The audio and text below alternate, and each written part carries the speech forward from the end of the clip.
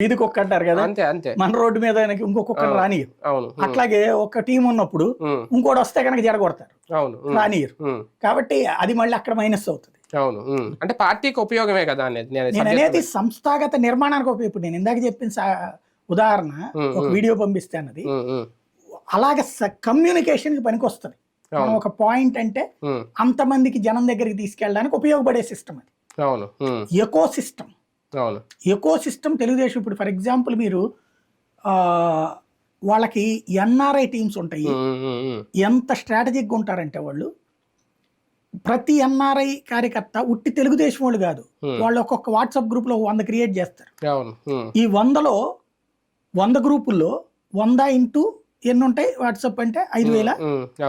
5,000లో ఒక 100 మందో ఏమో వీళ్ళ మనుషులు ఉంటారు. మిగతా వాళ్ళు చుట్టుపక్కల పార్టీల ఫ్రెండ్స్ కూడా అందులో యాడ్ చేసేస్తారు అక్కడ గ్రూప్. క్రమంగా వీళ్ళ మెథడాలజీని వాళ్ళ మీదకి రుద్దుతారు.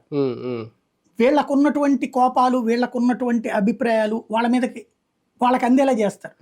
మొదట్లో తిట్టుకున్న వాళ్ళు నిదానంగా అట్లా వస్తారు. నిజంగా మొన్నటి ఎన్ఆర్ఐలు, టీడీపీ ఎన్ఆర్ఐలు చాలా కష్టపడ్డారు ఆ విషయం.